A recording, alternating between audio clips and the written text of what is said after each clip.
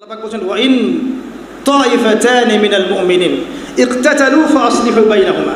Listen, শিষ্টাচারের সূরা, সামাজিকতার সূরা আমাদেরকে শেখাচ্ছে। হে মুমিনগণ, কাদেরকে বলছেন? মুমিনদেরকে। হে মুমিনগণ, যদি তোমাদের মধ্যে দুটো দল আপোষে একে অন্যের বিরুদ্ধে যুদ্ধ করে বা লড়াই করে বা একে অন্যের বিরুদ্ধে লেগে থাকে, ওয়াইন তাইফাতানি মিনাল মুমিনিন ইকতাতালু, মানে দুটা মুমিন দল একে অপরের এগেনস্টে যদি যুদ্ধ করে বা লড়াই করে ইত্যাদি, তোমাদের কাজ কি তখন? মুমিনরা তোমরা কি করবা তখন? ফাসলিহু বাইনাহুমা, তোমাদের কাজ হচ্ছে তোমরা পক্ষপাতিত্ব করো না, বরং তাদের মাঝখানে ইসলাহ করার চেষ্টা করো। কথা কি বুঝতে পারছেন? মুমিনদের মধ্যে দুইটা দলকে দেখেন, যে মুমিন, সবাই মুমিন মুসলিম, কিন্তু আপোষে ইখতিলাফ করছে, মারামারি কাটাকাটি হানাহানিতে লিপ্ত আছে। হোক দুইটা মুসলিম দেশ, অথবা হোক একটা দেশের মধ্যে দুইটা মুসলিম দল, অথবা একটা ধর্মের মধ্যে, ইসলামের মধ্যে দুইটা ইসলামিক দল, অথবা দেখবেন কোনো কোনো সময় দুইজন আলেম, তারাও একে অপরের সাথে। তো আপনার আমার কাজ কি? আপনার আমার কাজ হচ্ছে ইসলাহ করে দেয়া, উভয়ের মাঝখানে মীমাংসা করে দেয়া। আমাদের কাজ ওখানে আগুনে ঘি ঢালা নয়। আমাদের কাজ কিবোর্ড নিয়ে ওখানে যুদ্ধ করা না। আমাদের কাজ মানে সমালোচনার যোগ্য না হয়েও সমালোচনা করা নয়। আমাদের কাজ হচ্ছে উভয়ের মাঝখানে ইসলাহ এবং সংশোধনের চেষ্টা করা। এরপর ফাইন বাগাত ইহদাহুমা আলাল উখরা, ইসলাহ হওয়ার পর, সংশোধন হওয়ার পরেও যদি একদল আরেক দলের উপর চড়াও হয়, তখন কি করবা তোমরা? ফাকাতিলুল্লাতী তাবগী হাত্তা তাফিআ ইলা আমরিল্লাহ, তখন তোমরা যেটা করবা, তোমরা জালেমের নয় মাজলুমের পক্ষ অবলম্বন করবা। প্রথমে ইসলাহ করে দিবা, এরপরেও যদি দেখা যায় আবার তারা লড়াই করছে, তাহলে তোমরা যে জালেম তার পক্ষ নিও না, যে মাজলুম তার পক্ষ নাও, যতক্ষণ না আল্লাহ পাকের ফয়সালা নেমে আসে। ফাইন ফাআত, এরপরে যদি আবার তারা বিরত হয়ে যায়, ফাসলিহু, তাহলে আবার ইসলাহ সংশোধন করে দাও। ফাসলিহু বাইনাহুমা বিল আদল, উভয়ের মাঝখানে ইসলাহ করে দাও আদলের সাথে। আদল মানে হচ্ছে ন্যায়, ন্যায় বিচারের সাথে উভয়ের মাঝখানে ইসলাহ করো। ওয়া আকসিতু, এবং তোমরা সুবিচার করো। ইন্নাল্লাহা ইউহিব্বুল মুকসিতিন, নিশ্চয়ই আল্লাহ রাব্বুল আলামিন সুবিচারকারীদেরকে ভালোবাসেন। এই আয়াতটার তাফসীর পড়তে গিয়ে আমি একটা হাদিস পেয়েছিলাম, যে যারা সুবিচার করবে পৃথিবীতে, যাদেরকে আল্লাহ পাক বিচার করার ক্ষমতা দিয়েছেন, পলিটিক্যাল পাওয়ার দিয়েছেন, যারা সুবিচার করবে, হাদিস এসেছে যে কিয়ামতের মাঠে আল্লাহ রাব্বুল আলামিন রহমান, মানে আল্লাহ রাব্বুল আলামিনের একটা নাম রহমান, রহমানের ডান দিকে নূর বা আলোর কিছু সিংহাসন থাকবে। এই সিংহাসনে আল্লাহ পাক তাদেরকে বসাবেন ইনশাআল্লাহ। কাদেরকে বসাবেন? যারা সুবিচার করবে, যাদেরকে আল্লাহ পাক বিচার করার ক্ষমতা দিয়েছেন যে কোনো সেক্টরে, তারা যদি সুবিচার করে, যে ন্যায় বিচার করে আল্লাহকে সন্তুষ্ট করার জন্যে, আল্লাহ রাব্বুল আলামিন কিয়ামতের মাঠে তাদেরকে নূরের মিম্বর দান করবেন আল্লাহ পাকের ডান দিকে, একদম ডান দিকে। সুবহানাল্লাহ। আল্লাহ পাক আমাদের সবাইকে সুবিচার করার তৌফিক দান করুন। কেন মুমিনদের মাঝখানে ইসলাহ করতে হবে, তার পরের আয়াতেই এর ব্যাখ্যা দেওয়া আছে। আল্লাহ পাক বলছেন ইন্নামাল মুমিনুনা ইখওয়া, তোমরা মুমিনদের মাঝখানে সুবিচার কেন করবে? কারণ মুমিনরা তো পরস্পর ভাই ভাই। ইন্নামাল মুমিনুনা ইখওয়া, মুমিন যারা ঈমান এনেছে, নামাজ পড়ে, রোজা রাখে, যাকাত দেয়, আল্লাহ বিশ্বাস করে, নবীকে বিশ্বাস করে, কোরআন মানে, সবাই মুমিন, সবাই মুসলিম। এখানে দলাদলি ভাগাভাগি কোনো অবকাশ নাই। ইখতিলাফ থাকতে পারে ফিকহি বিষয়ে, ফিকহি মাসালায় ইখতিলাফ থাকতে পারে, কিন্তু দিন শেষে আমরা সবাই একটা কমিউনিটি, ওয়ান উম্মাহ, আমরা সবাই মুসলিম। যারা মুসলিম উম্মার ওয়ান উম্মাহ কনসেপ্ট থেকে মুসলিমদেরকে সরিয়ে দিতে চায় এবং বিভিন্ন দল এবং সাম্প্রদায়িকতা ক্রিয়েট করতে চায়, সামাজিকভাবে এদেরকে বয়কট করবেন, একদম সোশ্যালি এদেরকে বয়কট করবেন। মুসলিম উম্মার মধ্যে হাজারটা ইখতিলাফ থাকতে পারে, হাজারটা মতবিরোধ থাকতে পারে, তারপরেও দিন শেষে আমরা সবাই মুসলিম। যারা মুসলিম উম্মার মাঝে সাম্প্রদায়িকতা সৃষ্টি করতে যাবে, এদেরকে মার্ক করবেন এবং প্রত্যেকটা জায়গা থেকে বয়কট করবেন, আদারওয়াইজ আপনি উম্মার কল্যাণ করতে পারবেন না। কিছু কথা আমি স্ট্রেট ফরওয়ার্ড বলছি, আল্লাহ পাক আমাদেরকে আমল করার তৌফিক দান করুন। ইন্নামাল মুমিনুনা ইখওয়া, নিশ্চয়ই মুমিনরা ইখওয়া, পরস্পর ভাই ভাই, পরস্পর ভাই ভাই। ফাসলিহু বাইনা আখাওয়াইকুম, তোমরা তোমাদের ভাইদের মধ্যে ইসলাহ করো, সংশোধন করো। ওয়াত্তাকুল্লাহ, তোমরা আল্লাহকে ভয় করো। লাআল্লাকুম তুরহামুন, যাতে করে তোমাদের প্রতি রহম করা হয়। আল্লাহ রাব্বুল আলামিন সামনে গিয়ে আরও বলছেন ইয়া আইয়ুহাল্লাযীনা আমানু, আবারও হে মুমিনগণ, লা ইয়াসখার কওমুম মিন কওমিন আসা আন ইয়াকুনু খায়রাম মিনহুম, আল্লাহ পাক বলছেন কোনো কম একটা সম্প্রদায় যেন আরেকটা সম্প্রদায়কে নিন্দা তিরস্কার না করে, আন্ডারএস্টিমেট না করে। একজন ব্যক্তি আরেকজন ব্যক্তিকে বা একটা কম আরেকটা কমকে কখনো যেন আন্ডারএস্টিমেট না করে, তুচ্ছ তাচ্ছিল্য না করে। কারণ হতে পারে যাকে তুচ্ছ করা হচ্ছে সেই ব্যক্তি আল্লাহর কাছে বেশি কবুলিয়াত পেয়েছে, সে হয়তো তোমার চেয়ে উত্তম, তুমি জানো না। এই রোগটা আমাদের সমাজে নাই? আমরা সবাই জান্নাতের সার্টিফিকেট পেয়ে গেছি এমন মনে হয় না? সবাই মনে করে যে আমি হকপন্থী, সবাই বাতিল, এমন একটা ভাব নিয়ে চলি না আমরা? অনেকেই চলি।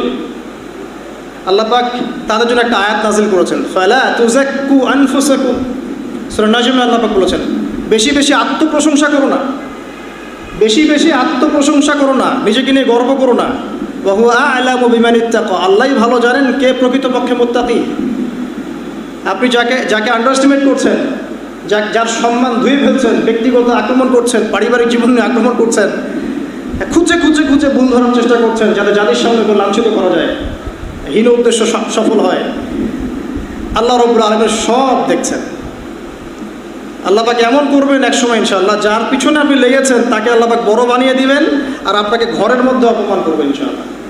এটা হাদিসে এসেছে, যখন কোনো মানুষের গোপন দোষ ত্রুটি অনুসন্ধান করার চেষ্টা করে, আল্লাহ রাব্বুল আলামিন সে যদি ঘরের মধ্যে লুকিয়েও থাকে ওইখানে তাকে অপমান করে ছেড়ে দেবেন ইনশাআল্লাহ। এটা আল্লাহ পাকের ফয়সালা, এর বহু নজির আমাদের সামনে আছে। আল্লাহ পাক আরও বলছেন, আসা আন ইয়াকুন খায়রাম মিনহুম ওয়ালা নিসাউম মিন নিসা আসা আন ইয়াকুননা খায়রাম মিনহুন্না, কোনো মহিলাও যেন অন্য কোনো মহিলার ব্যাপারে এমন না করে, বা কোনো একদল মহিলা আরেকদল মহিলার ব্যাপারে যেন এমন না করে, আন্ডারএস্টিমেট না করে, তুচ্ছ তাচ্ছিল্য না করে। হতে পারে যার তুচ্ছ তাচ্ছিল্য করা হচ্ছে, যাকে তুচ্ছ তাচ্ছিল্য করা হচ্ছে, সেই মহিলার দল বা সেই মহিলা আল্লাহর কাছে এদের চাইতে বেশি ভালো উঁচু মাকাম প্রাপ্ত। আল্লাহ পাক আমাদেরকে বোঝার তৌফিক দান করুন, আমিন। আল্লাহ আরও বলছেন, ওয়ালা তালমিজু আনফুসাকুম, তোমরা একে অপরকে তিরস্কার করো না। ওয়ালা তালমিজু আনফুসাকুম, বা একে অপরকে দোষারোপ করো না। ওয়ালা তানাবাজু বিল আলকাব, এবং একে অপরকে মন্দ নিকৃষ্ট নামে ডেকো না, মন্দ নিকৃষ্ট নামে সম্বোধন করো না। বি'সাল ইসমুল ফুসুকু বা'দাল ঈমান, ঈমান আনার পরে এটা অত্যন্ত জঘন্য একটা ফাসিকি কাজ।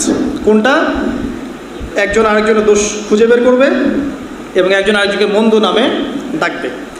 ওয়ামান লাম ইয়াতুব ফাউলাইকা হুমুজ যালিমুন, যারা এখান থেকে তওবা করে ফিরে আসছে না, নিঃসন্দেহে এটা একটা জুলুমের অন্তর্ভুক্ত। ফাউলাইকা হুমুজ যালিমুন, এরা জালেমদের অন্তর্ভুক্ত। এই আয়াত থেকে শিখলাম যে একজন মুসলিম ব্যক্তি যেন আরেকজন মুসলিম ব্যক্তিকে আন্ডারএস্টিমেট না করে, একটা মুসলিম কম আরেকটা মুসলিম কমকে যেন আন্ডারএস্টিমেট না করে, একজন মহিলা যেন আরেকজন মহিলাকে তুচ্ছ তাচ্ছিল্য না করে, এক শ্রেণীর মহিলা আরেক শ্রেণীর মহিলাকে যেন তুচ্ছ তাচ্ছিল্য না করে। তোমরা একে অপরকে মন্দ নামে ডাকবে না, একে অপরকে বিদ্রুপ করবে না। যদি করো তাহলে এটা একটা ফাসাকি হবে। আর এখান থেকে যারা তওবা করবে না, আল্লাহ পাক বলছেন এরা হচ্ছে জালেম। এরপরে আল্লাহ রাব্বুল আলামিন বলছেন যে ইয়া আইয়ুহাল্লাযীনা আমানু, আবারও হে মুমিনগণ, ইজতানিবু কাসীরাম মিনাজ যন, আরও ডেঞ্জারাস নসিহত, যেটাতে আমাদের মধ্যে 100%, অলমোস্ট 100% মানুষ এখানে জড়িত। ইজতানিবু কাসীরাম মিনাজ যন, তোমরা বেশি থেকে বেশি ধারণা এবং অনুমান করা থেকে বিরত থাকো, বেশি বেশি ধারণা এবং অনুমান করা থেকে বিরত থাকো, বেঁচে থাকো। কারণ ইন্না বা'দাজ যন্নি ইসম, কারণ এমন অনেক ধারণা আছে যেগুলো আসলে পাপ, এগুলোর কোনো অস্তিত্ব নাই। অযথাই আপনি নিজের মনে এগুলো চিন্তা করছেন, সে হয়তো এমন না, আবার অমুক হয়তো তেমন, এখানে হয়তো এটা আছে, ওখানে হয়তো ওটা আছে। আপনি অযথাই অনুমান করছেন, এই অনুমানগুলোর সাথে বাস্তবতার কোনো সম্পর্ক নাই। আল্লাহ পাক আরও বলছেন ওয়ালা তাজাসসু, তোমরা জাসুসি করো না। এখানে জাসুসি বলতে বোঝানো হচ্ছে যে ইচ্ছা করে অন্যের দোষ খুঁজে বের করো না। এখানে জাসুসি বলতে বোঝানো হচ্ছে ইচ্ছা করে কোনো ব্যক্তির দোষ খুঁজে খুঁজে বের করার চেষ্টা করো না। এমনি প্রত্যেক মানুষের মধ্যেই দোষ থাকে, দেখাই যায় স্পষ্ট। তুমি এক্সট্রা খুঁজে খুঁজে বের করতে যেও না। ওয়ালা তাজাসসু, তোমরা জাসুসি করতে যেও না। এখানে রাষ্ট্রীয় জাসুসি বোঝানো হচ্ছে না। একটা ইসলামিক স্টেটের নিরাপত্তার স্বার্থে তদন্ত বা গোয়েন্দা সংস্থার কাজ করার সম্পূর্ণ এখতিয়ার আছে, কোরআন সুন্নাহ সমর্থিত কাজ এটা। এখানে এটা বোঝানো হচ্ছে না। একটা রাষ্ট্রের নিরাপত্তা, অভ্যন্তরীণ নিরাপত্তা, বহির্বিশ্বের সাথে কানেকশন, সব কিছুর স্বার্থে গোয়েন্দা সংস্থাদের কাজ করার সম্পূর্ণ অধিকার আছে, এটা এই আয়াতে বোঝানো হচ্ছে না। এখানে বোঝানো হচ্ছে একে অপরের দোষগুলা ইচ্ছা করে খুঁজতে যাও না, বরং রাষ্ট্রীয় স্বার্থে সেই কাজগুলো করার নেকির কাজ। এতে করে জনসাধারণের নিরাপত্তা নিশ্চিত হয়। তবে সেখানে খেয়াল রাখতে হবে যে তদন্ত যেন সঠিক হয়, অনুমান ভিত্তিক, ধারণা ভিত্তিক না হয়, যাতে কেউ আবার জুলুমের শিকার না হয়, এটা খেয়াল রাখতে হবে। কিন্তু এই কাজটা ঠিক আছে এবং এটা জরুরি কাজ। আর এখানে বোঝানো হচ্ছে তোমরা যে দোষগুলো দেখা যায় এর বাইরে অতিরিক্ত দোষ খুঁজতে যেও না মানুষের। আপনার মধ্যে হয়তো এমন কিছু দোষ আছে যেটা আমি জানি না, এটা জানার জন্য ওত পেতে থাকার দরকার নেই, এটা তাজাসসু বলা হয়। তোমরা এভাবে জাসুসি করো না। আরও কি করো না, ওয়ালা ইয়াগতাব বা'দুকুম বা'দা, এক ভাই আরেক ভাইয়ের গীবত করো না। গীবত আপনারা জানেন, নবীজিকে বলা হয়েছে কি গীবত? তিনি বলেছেন তোমার ভাই সম্পর্কে এমন কথা বলা যা তার অনুপস্থিতিতে বললে সে যখন শুনবে সে কষ্ট পাবে। সাহাবীরা বললেন যদি তার মধ্যে সেই দোষ থেকে থাকে তাহলে? নবীজি বললেন যদি তার মধ্যে সেই দোষ থাকে তাহলেই তো তুমি তার গীবত করলে, আর যদি তার মধ্যে সেই দোষ না থাকে তাহলে তুমি তো তাকে অপবাদ দিলে। তো অলমোস্ট এভরিবডি আমরা এখন এই রোগে আক্রান্ত। আল্লাহ পাক আমাদেরকে এই রোগ থেকে হেফাজত করুন। এই রোগের একটা সুফল পাবে যার গীবত করা হচ্ছে সেই ব্যক্তি। কীরকম? ধরেন আপনার গীবত করেছে অনেক মানুষ এবং আপনার কাছে ক্ষমাও চায় নাই, যার যোগ্য আপনি ছিলেন না। এখন কিয়ামতের মাঠে উঠে দেখবেন যে অনেক নেকি অটোমেটিকলি আপনার আমলনামায় যুক্ত হচ্ছে। কীভাবে?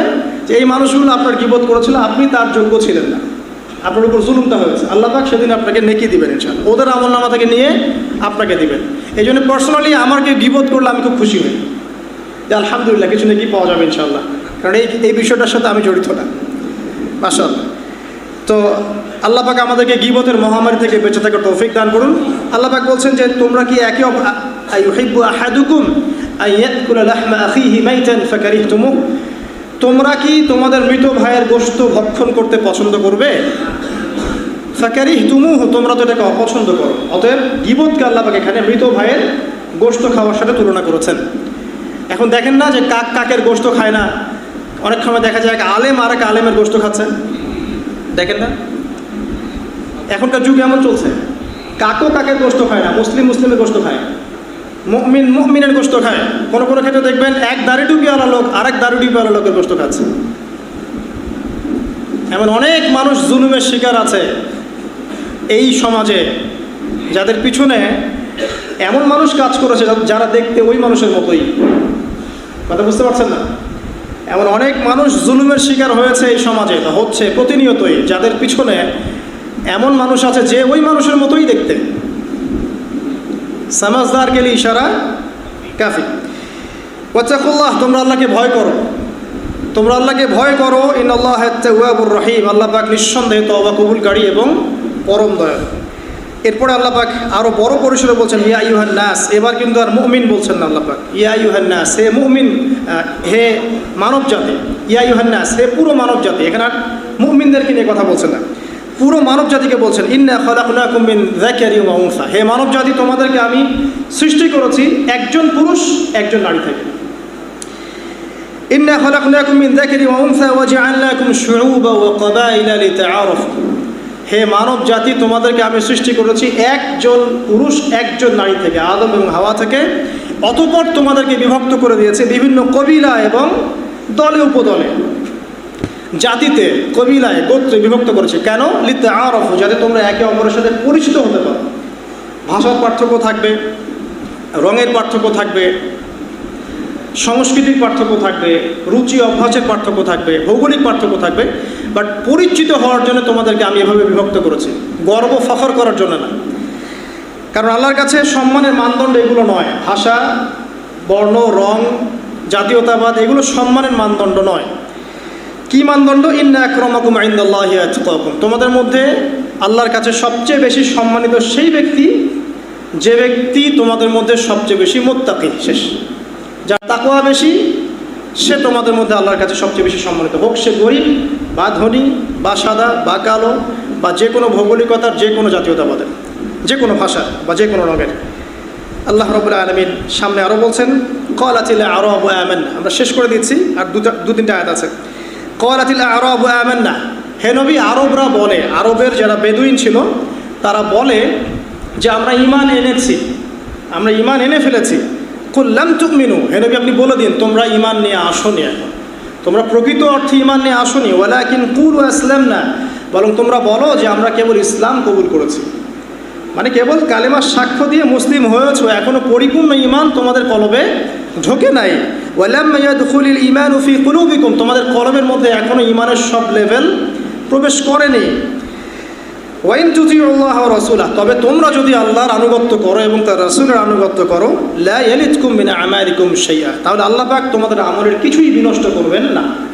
মানে আল্লাহ এবং তার রাসূলের আনুগত্য করলে পরে তোমরা প্রকৃত অর্থে মুমিন হবে ইনশাআল্লাহ। আল্লাহ পাক তোমাদের আমল বিনষ্ট করবেন না। ইন্নাল্লাহা গফুর রহিম, নিশ্চয়ই আল্লাহ রাব্বুল আলামিন পরম করুণাময় এবং অসীম দয়ালু। এবার আল্লাহ বলছেন যে আসলেই মুমিন কারা।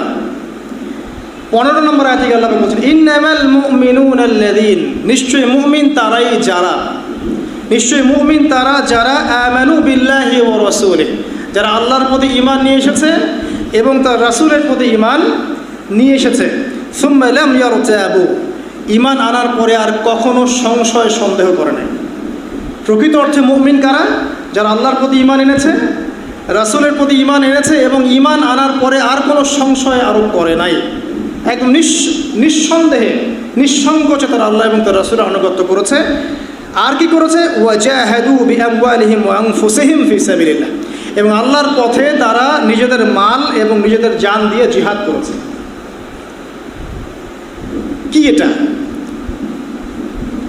আল্লাহ পাকের দিন ইসলাম আল্লাহ পাকের জমিনে প্রচার হবে, প্রসার হবে, প্রতিষ্ঠা হবে। এর জন্য আপনি আপনার কথা, আপনার কলম, আপনার মাল, আপনার জান, আপনার যা কিছু আল্লাহ পাক আপনাকে দিয়েছেন, এই বিষয়গুলোকে ব্যবহার করে আপনি যখন দিনটাকে প্রচার করার চেষ্টা করছেন, প্রসার করার চেষ্টা করছেন, এস্টাবলিশমেন্টের চেষ্টা করছেন, এই প্রতিটা কাজই জিহাদের অন্তর্ভুক্ত। এটা কোশ্চিনকালেও নিরপরাধ মানুষকে বোম মেরে হত্যা করার নাম নয়। এটা কোশ্চিনকালেও একটা শান্তিপূর্ণ পরিবেশে ফাসাদ সৃষ্টি করার নাম নয়। এটা কখনো পশ্চিমা গোলক ধাঁধায় পড়ে উগ্রতা প্রদর্শন করার নাম নয়। মুসলিমদের মসজিদে বোম মারার নাম নয়। নিরপরাধ মানুষকে হত্যা করার নাম নয়। এটা ওই ইসলাম থেকে বহিষ্কৃত দল আল খাওয়ারেজদের আকীদার মধ্যে চলে গিয়ে কবিরা গুনাহ করলেই মানুষকে হত্যা করে ফেলতে হবে, এইসব কনসেপ্টের নাম নয়, বরং এটা ইবাদতের নাম। আল্লাহ পাক সূরা আনকাবুতে বলেছেন ওয়াল্লাযিনা জাহাদু ফিনা, যারা আমার পথে প্রচেষ্টা চালায়, লা ইয়াহদিয়ান্নাহুম সুবুলানা, আমি তাদেরকে পথ দেখাই। অনেক আয়াতে আল্লাহ, প্রায় 100-র বেশি আয়াত আপনি পাবেন এখানে আছে। হাল উনাব্বিউকুম, তোমাদেরকে জানিয়ে দিব না যে কোন ব্যবসাটা সবচেয়ে বেশি উত্তম। আল্লাহ পাক বলছেন সেখানে সূরা সফের মধ্যে, যারা আল্লাহর প্রতি ঈমান নিয়ে আসবে, রাসূলের প্রতি ঈমান নিয়ে আসবে, আল্লাহর দ্বীনকে প্রচার করার জন্য, প্রসার করার জন্য জান মাল দিয়ে আল্লাহর পথে প্রচেষ্টা চালাবে, এই ব্যবসা সবচেয়ে বড় ব্যবসা। এবং এর ফলশ্রুতিতে তারা পরকালে তো জান্নাত পাবে, দুনিয়াতেও সফল হবে, এমনটাই সূরা সফের মধ্যে বলা আছে। পড়ে দেখেন। তো এই শব্দটাকে নিয়ে বিভ্রান্তির কোনো সুযোগ নাই, এবং এটার মানে উগ্রতা প্রদর্শন করে সন্ত্রাসী কার্যকলাপ চালানোর নাম নয়। আল্লাহ পাকের দিনটা আল্লাহ পাকের জমিনে সবার মাঝে ছড়িয়ে পড়ুক, প্রসার হোক, প্রচার হোক, প্রতিষ্ঠা লাভ করুক। এর জন্য আপনি নফসের সাথে বলেন, জান দিয়ে, মাল দিয়ে, সময় দিয়ে, শ্রম দিয়ে, প্রতিটা ইনিশিয়েটিভ আপনার এর মধ্যে অন্তর্ভুক্ত, এবং এটা একটা ইবাদতের নাম। আল্লাহ পাক বলছেন প্রকৃত মুমিন তারাই যারা ঈমান আনে আল্লাহর প্রতি, রাসূলের প্রতি, এবং কোনো সন্দেহ পোষণ করে না, তারপরে দিনের জন্য প্রচেষ্টা চালায়, আল্লাহর পথে প্রচেষ্টা চালায়। উলাইকা হুমুস সাদিকুন, এবং এরাই হচ্ছে প্রকৃতপক্ষে সত্যবাদী। আল্লাহ পাকের পরের আয়াতে বলছেন কুল আতুআল্লিমুনা আল্লাহ বিদীনিকুম, তোমরা কি, হে নবী বলে দিন, তোমরা কি আল্লাহকে তার দিন শেখাতে চাচ্ছ? তোমরা কি আল্লাহকে তার দিন শেখাতে চাচ্ছ? ওয়াল্লাহু ইয়ালামু মা ফিস সামাওয়াতি ওয়া মা ফিল আরদ, অথচ আল্লাহ পাক আসমান জমিনের প্রতিটা বিষয় সম্পর্কে জ্ঞাত আছে। সেই সত্তাকে কি তোমরা দিন শেখাতে চাচ্ছ, যে সত্তা আসমান জমিনের প্রত্যেকটা বিষয় সম্পর্কে অবগত? আল্লাহু বিকুল্লি শাইইন আলিম, আল্লাহ পাক প্রত্যেকটা বিষয় সম্পর্কে জ্ঞানী। শেষের দুটো আয়াত আল্লাহ পাক বলছেন ইয়ামুন্নুনা আলাইক, এক শ্রেণীর মুসলিমের চরিত্র আল্লাহ পাক এখানে উন্মোচন করছেন। ইয়ামুন্নুনা আলাইকা আন আসলিমু, কিছু মানুষ ইসলাম কবুল করেছে বলে তোমার সামনে এমন একটা ভাব প্রকাশ করে যে তোমার প্রতি অনেক ইহসান করে ফেলেছে। ইয়ামুন্নুনা আলাইকা আন আসলিমু, তোমরা কি ইসলাম কবুল করে করুণা করেছো নাকি আল্লাহর পথে?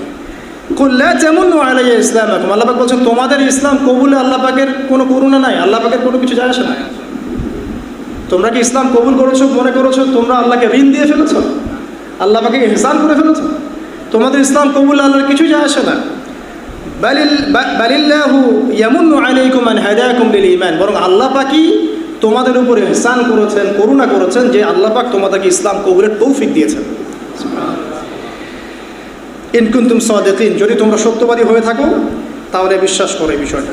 ইন্নাল্লাহা ইয়ালামু গায়বাস সামাওয়াতি ওয়াল আরদ, নিশ্চয় আল্লাহ রাব্বুল আলামিন গায়েবের সমস্ত বিষয় জানেন, আসমান জমিনের গায়েবের সমস্ত বিষয় জানেন। আল্লাহু বাসীরুম বিমা তা'মালুন, আল্লাহ রাব্বুল আলামিন সব কিছু দেখেন তোমরা যা করছো। এই কথাটা বলে আল্লাহ পাক সূরাটাকে শেষ করেছেন।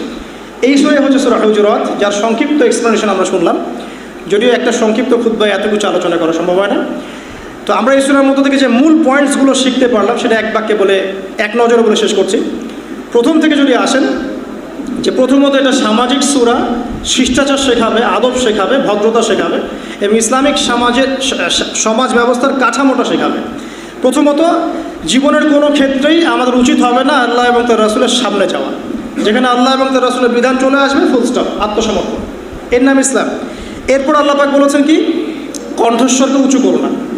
মানে নবী সাল্লাল্লাহু আলাইহি ওয়াসাল্লামের কণ্ঠস্বরের উপর কণ্ঠস্বর উঁচু করো না, এটা দিয়ে আল্লাহ বোঝাচ্ছেন যে জীবনের কোনো ক্ষেত্রেই তার সুন্নতের এগেনস্টে যেও না এবং আল্লাহকে ভয় করো। যদি তোমরা নবীর কণ্ঠস্বরের উপরে কণ্ঠস্বর উঁচু করো, তার সুন্নাহকে বাদ দিয়ে অন্য কোনো সুন্নাহ ফলো করো, তাহলে তোমাদের সব আমল বিনষ্ট হয়ে যাবে, তোমরা টেরও পাবে না। এরপর আল্লাহ পাক বলছেন, যারা কণ্ঠস্বরকে নিচু করে, মানে আনুগত্য প্রদর্শন করে, সুন্নাহ মেনে চলে, নিজের মন গড়া আদর্শে চলে না, আল্লাহ পাক এই মানুষগুলোর কলবের মধ্যে আল্লাহর পক্ষ থেকে তাকওয়া ঢেলে দিবেন, যেই তাকওয়া কিন্তু আল্লাহর কাছে সম্মানের একমাত্র মানদণ্ড। আর তাদের জন্য থাকবে ক্ষমা এবং মহান পুরস্কার। এরপর আল্লাহ পাক বলছেন, বেদুইনরা যদি ঘরের পিছন থেকে না ডেকে সবর করতো ভালো হতো। এখানে আমরা শিখব যে যারা আনকালচার কিছুটা, যারা একটু মানে আকলহীন বা ভদ্রতা রুচিবোধে কিছুটা ঘাটতি আছে, এইসব মানুষদের সাথে তর্ক না করা, এবং তাদেরকে কাছে ডেকে আদবের সাথে বোঝানো, নরম হওয়া। আল্লাহ পাক এখানে কিন্তু কঠোর হননি, আল্লাহ পাক ক্ষমা করেছেন। আল্লাহ পাক বলছেন, ভালো হতো যদি তারা সবর করতো তুমি বের হয়ে আসা পর্যন্ত। এভাবেই মানুষকে শেখাতে হয়। আর এখন দেখবেন আমাদের শেখানোর ভাষাগুলো আক্রমণাত্মক। আমরা কাউকে কিছু শেখাতে গেলে আক্রমণ করি, আগে ব্যক্তিকে আক্রমণ করি, দলকে আক্রমণ করি। এভাবে শেখানো যায় না, এভাবে মানুষকে ইসলাহ করা যায় না। মানুষকে ইসলাহ সংশোধন করতে হলে নরম হতে হয়, তার ভুলটাকে প্রাইভেটলি ডেকে শুধরে দিতে হয়। আর আমরা এখন মানুষের মানে ভুল নিয়ে সোশ্যাল মিডিয়া মাতিয়ে ফেলতে পারলে বাঁচি আগে। আমরা মনে করি এর দ্বারা আমরা অনেক উম্মার কল্যাণ করছি, আদতে আমরা গোনা কামাই করছি এবং আল্লাহ রাব্বুল আলামিনের কাছে ওই ব্যক্তির মর্যাদা আরও বাড়িয়ে দিচ্ছি। আল্লাহ পাক আমাদেরকে রাসূল সাল্লাল্লাহু আলাইহি ওয়াসাল্লামের মতো শিক্ষক হওয়ার তৌফিক দান করুন, আমিন। এরপর আল্লাহ পাক বলেছেন, যদি কোনো ফাসেক সংবাদ নিয়ে আসে অবশ্যই সংবাদটাকে যাচাই করবে, যাচাই না করে কোনো পদক্ষেপ নেবে না। আমি একটা এক্সাম্পল দিয়েছিলাম যে একটা সংবাদের কারণে সারা একটা পুরো দেশ ম্যাসাকার হয়ে গেছে, পরে বলেছে ওই দেশের মধ্যে কিছুই ছিল না। তো এই ধরনের ভ্রান্ত কথার মধ্যে আমরা কখনো ইনভলভ হব না, বরং যে কোনো তথ্যই আসুক না কেন, স্পেশালি এমন সব মিডিয়া থেকে যে মিডিয়াগুলো মিথ্যা বলাতে পটু, এইসব মিডিয়া থেকে খবর আসলে যাচাই বাছাই ছাড়া বিশ্বাস করতে যাবেন না। আল্লাহ পাক বোঝার তৌফিক দান করুন। এরপর আল্লাহ পাক বলেছেন যে যদি মুমিনদের দুটো দল পরস্পর মতবিরোধে লিপ্ত হয়, তাহলে তোমাদের কাজ হচ্ছে ইসলাহ সংশোধন করে দেয়া, তোমরা কোনো পক্ষপাতিত্ব অবলম্বন করো না। এরপর ইসলাহ করার পরে যদি দেখা যায় এক দল আরেক দলের উপর চড়াও হয়েছে, তাহলে তোমরা মাজলুমের পক্ষ নেবে, জালেমের পক্ষ নেবে না। তারপর আবার ইসলাহ করে দিবে, কারণ আল্লাহ রাব্বুল আলামিন ইসলাহকারীদেরকে ভালোবাসেন।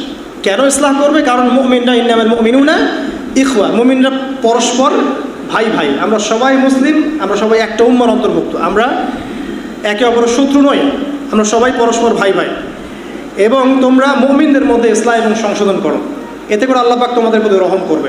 এরপর আল্লাহ পাক বলেছেন যে কোনো মুসলিম কম যেন অন্য মুসলিম কমকে আন্ডার এস্টিমেট না করে, কোনো ব্যক্তি যেন অন্য মুসলিম ব্যক্তিকে আন্ডার এস্টিমেট না করে। একজন মহিলা আরেকজন মহিলাকে বা একদল মহিলা আরেক দল মহিলাকে যেন তুচ্ছ তাচ্ছিল্য না করে। হতে পারে যার সমালোচনা করা হচ্ছে, যাকে তুচ্ছ তাচ্ছিল্য করা হচ্ছে, সেই ব্যক্তি আল্লাহর কাছে ওই ব্যক্তির চেয়ে উত্তম যে সমালোচনা করছে। এরপর তোমরা একে অপরের দোষ অনুসন্ধান করবে না এবং তোমরা পরস্পরকে মন্দ নামে ডাকবে না। যদি ডাকো এটা হচ্ছে একটা ফাসেকি কাজ, যদি তওবা না করো তাহলে তুমি জালেম হয়ে যাবে। তারপরে আল্লাহ পাক বলছেন, ইজতানিবু কাসীরাম মিনাজ-যন, বেশি বেশি ধারণা করা থেকে দূরে থাকো, ধারণার বশবর্তী হয়ে কাজ করো না। ইন্না যন্না লা ইউগনি মিনাল হাক্কি শাইআ, কারণ যন্না মানে যেটা ধারণা, এটার সাথে সত্যের কোনো সম্পর্ক নাই। ধারণা সত্যকে পরাজিত করতে পারে না। তো তোমরা বেশি বেশি ধারণা করবে না, বরং ওই যে খবর যাচাই বাছাই করার মধ্য দিয়ে ডিসিশন নেবে। আর জাসুসি করো না, একজনের দোষ অনুসন্ধান করার চেষ্টা করো না, আল্লাহ পাক তাহলে ঘরের মধ্যে অপমানিত করে দিবেন। আর একজন আরেকজনে গীবত করতে যেও না। তোমরা তো পছন্দ করবে না যে তোমরা এক মৃত ভাইয়ের গোশত খাবে, তোমরা তো এটা অপছন্দ করো। আল্লাহ পাক তওবা কবুলকারী, পরম দয়ালু। আল্লাহ পাক এগুলো থেকে তওবা করার আদেশ দিচ্ছেন যে হে মানব জাতি, পুরো মানব জাতি, তোমাদের মধ্যে অনেক পার্থক্য থাকবে ভাষা, রঙের ইত্যাদির। আমি তোমাদেরকে একজন পুরুষ একজন নারী থেকে সৃষ্টি করেছি এবং বিভিন্ন কবিলা দলে উপদলে বিভক্ত করে দিয়েছি, যাতে করে লিতে আরফু, তোমরা একে অপরের সাথে পরিচিত হতে পারো, গর্ব ফখর করার জন্য নয়। ইন্না আক্রামাকুম ইনদাল্লাহি আতকাকুম, তবে তোমাদের মধ্যে আল্লাহর কাছে সবচেয়ে বেশি সম্মানিত সেই ব্যক্তি যে সবচেয়ে বেশি মুত্তাকি।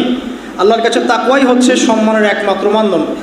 এরপর আল্লাহ পাক গিয়ে বলেছেন যে আরবরা বলে বেড়াচ্ছে যে তারা ঈমান এনেছে। আল্লাহ পাক বলছেন, বলো যে তোমরা কেবল ইসলাম কবুল করেছো।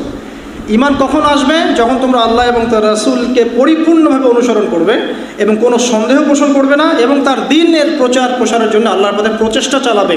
এই প্রচেষ্টা চালানোটাকে আল্লাহ পাক জিহাদ বলেছেন। এখানে জিহাদ কোনো সন্ত্রাসবাদের নাম নয়, কোনো জঙ্গিবাদের নাম নয়, এবং কোনো রকম চরমপন্থার নাম নয়। দ্বীনের মেহনতের নাম, দ্বীনকে প্রচার প্রসার প্রতিষ্ঠা করার নাম। হতে পারে সেটা মাল দিয়ে, হতে পারে অর্থ দিয়ে, সম্পদ দিয়ে, হতে পারে নফসের সাথে কথা দিয়ে বা কলম দিয়ে, সব কিছু অন্তর্ভুক্ত। আল্লাহ পাক এটা বোঝার তৌফিক দান করুন। হ্যাঁ, এর চূড়ান্ত লেভেল আছে।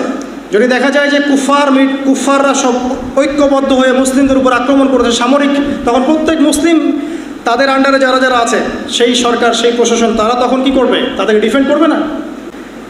যদি কোনো মুসলিম কান্ট্রির উপরে দেখা যায় বাইরে থেকে কোনো কুফাররা সরাসরি আক্রমণ করেছে, তখন মুসলিমরা প্রয়োজনে তখন ওই ডিফেন্ডও করবে, ওটাও তার অন্তর্ভুক্ত।